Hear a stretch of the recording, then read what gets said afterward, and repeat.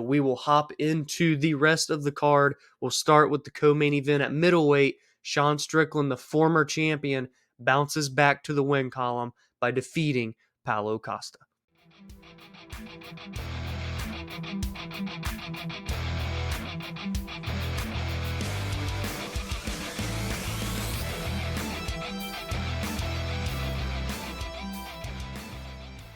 And the co-main event is a tale of two careers because Sean Strickland has won 4 of his last 5 fights. The only loss was in a title defense to Dricus du Plessis in a very close split decision. And for Paulo Costa, he has lost 4 of his last 5 fights. One of those for a title fight. The only win was against Luke Rockhold, now a karate combat seasoned veteran who's even getting wins over there. This fight was one of the more Sean Strickland fights that you'll see.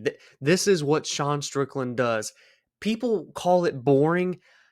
I don't think it's boring. I think it's just that what even is a Sean Strickland fight? You want to talk consistency? Sean Strickland is the same exact fighter every single fight.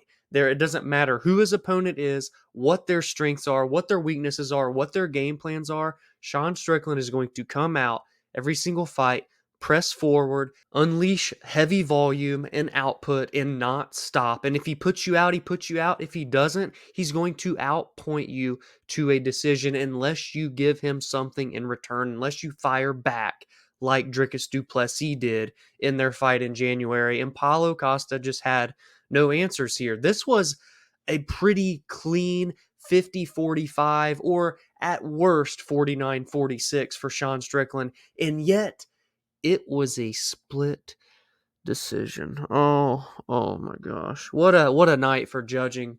There was some interesting judging, to say the least. And a lot of that came from one judge, and that was, sorry, I'm getting an ad pop up on my screen, Dave Torelli. All-time performance from him last night. He scored this fight 4-1 for Paulo Costa. That's a problem. That is a problem. I'm never going to call for someone to lose their job or their livelihood. I would never do that. But this is inexcusable. This is unbelievable. You cannot have two judges, Sal D'Amato and Chris Lee, who have had their hiccups in the past, right? All of the judges have their hiccups. I get it. It's probably a very hard job.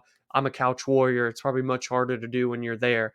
But this scorecard is inexcusable. When you have Sal D'Amato score it 4-1 for Sean Strickland, you have Chris Lee score it 5-0 for Sean Strickland. How in the world can a judge sitting right next to them score the same exact fight 4-1 the other way for the other fighter? Mind-boggling, mind-blowing stuff. And it happened one other time throughout the night as well. And I'm going to touch on it here really quick because I'm not going to go in depth about it later in this discussion. It was the first fight of the night. Andre Lima and Mitch Raposo. The night got started off with a bang. Adrian Castro and Eric Colon scored it 30-27, a clean 3-0 from Andre Lima. And it was a clean 3-0. Again, 2-1 at worst. And I think it's harder to find a round for Raposo than it was to find a round for Paulo Costa in the co-main event. But I digress. Dave Torelli scored it 2-1, 29-28 for Raposo in rounds 1 and 2. Andre Lima put on a almost flawless performance. He was never in danger. He picked his shots, his kicks. It wasn't like a crazy war. There wasn't a ton of output, but Mitch couldn't really do much or find the range to get success in this fight. Yet Dave Torelli scored it 2-1 for Mitch Raposo when his counterpart scored it a clean 3-0 sweep.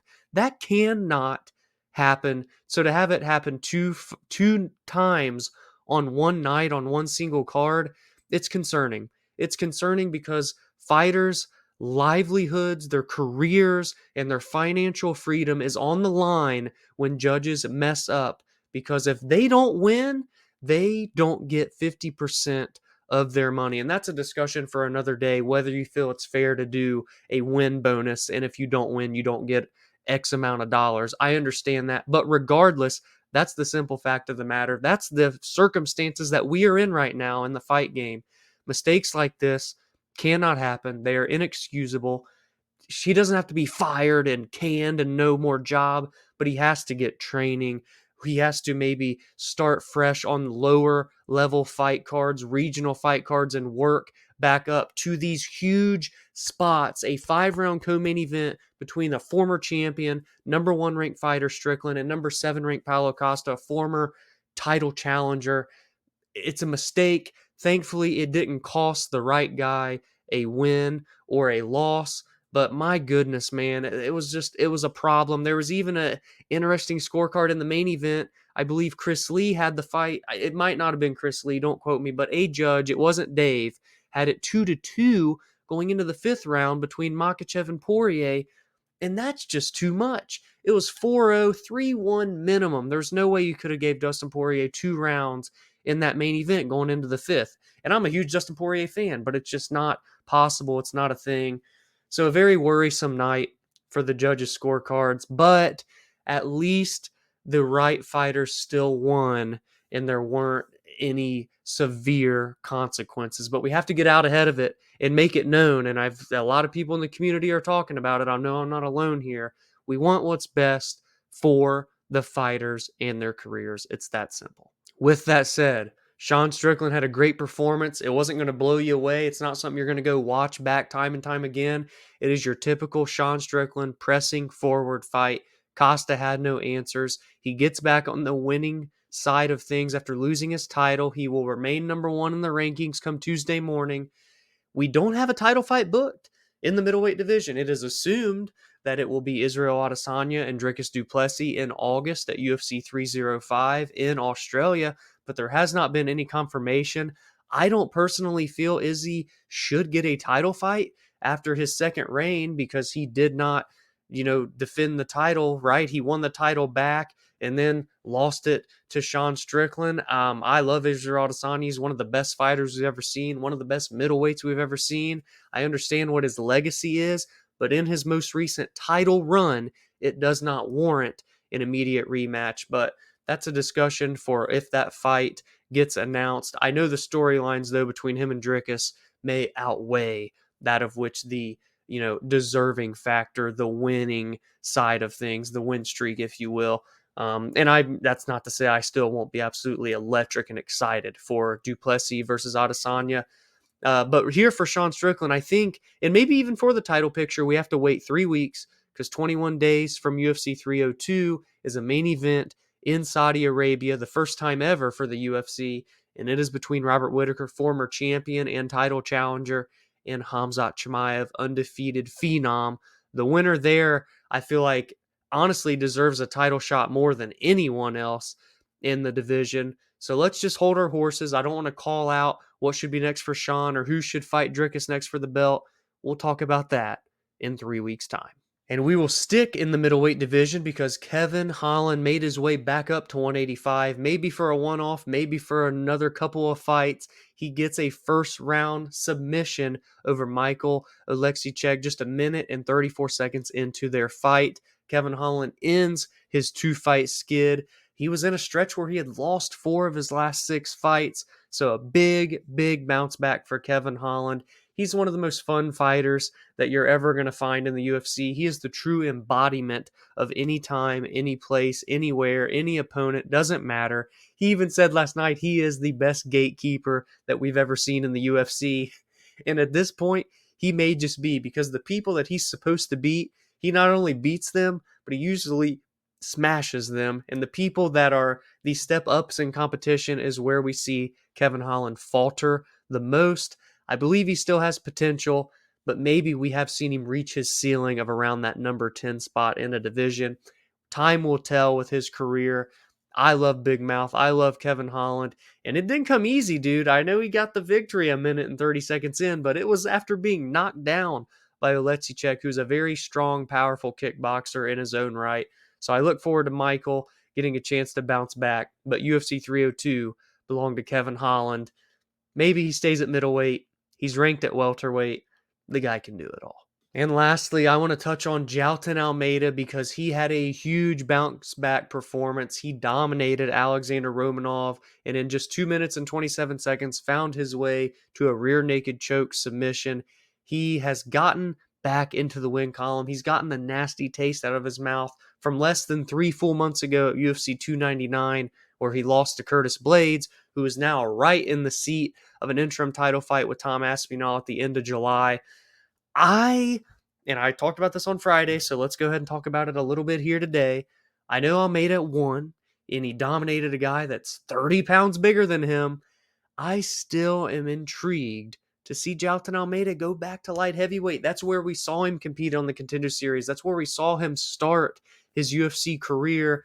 And I just think while there's potential in both weight classes because neither of them, light heavyweight or heavyweight, is that deep, heavyweight's good in a good spot compared to where it's been recently.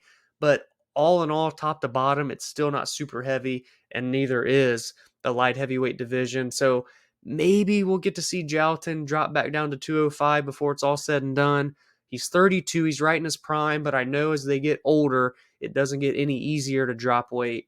So for the most part, I'm okay with whatever he decides to do next. I wouldn't be surprised if he stays at heavyweight. He's got a great run in the heavyweight division. His only loss is literally to Curtis Blades, one of the best heavyweights in the world over the past 5, 6, 7 years.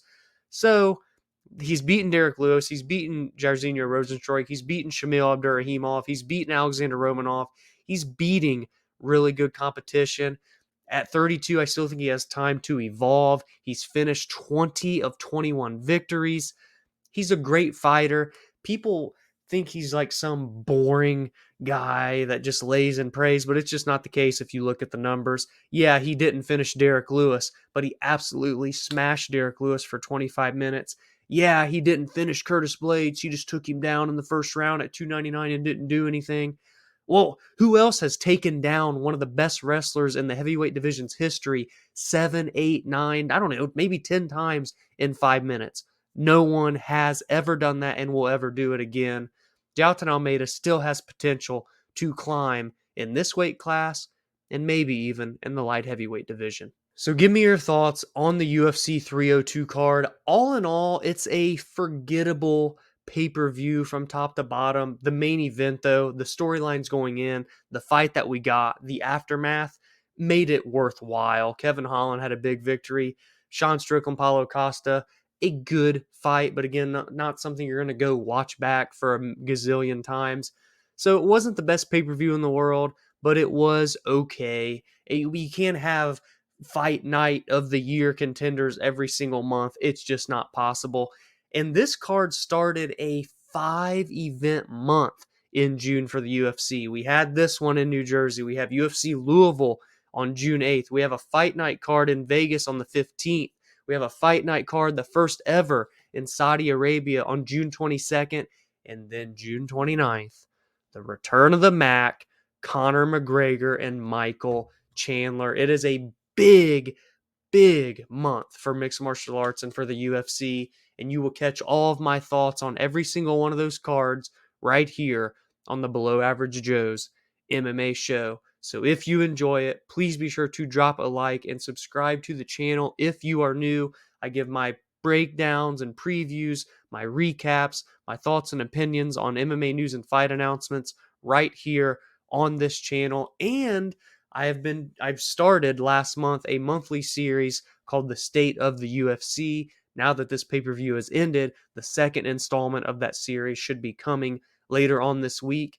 And there's a press conference in Dublin, Ireland on Monday between Conor McGregor and Michael Chandler. I don't want to guarantee I get content out around that press conference, but I'm going to keep my eye on it. So maybe you'll see something here or on social media. So make sure to follow there as well at the BAJ MMA. Follow on your favorite audio platform as well. If you like one long form audio podcast episode, those release every Friday and Monday on Spotify, Apple, and many more. So there's plenty of avenues and platforms to follow the show on. Be a part of the community as we continue to grow. So I appreciate any and all support. I hope you enjoyed the fights. I hope you had a great weekend. And I'll catch you sometime this week for UFC Louisville, the KFC Yum Center.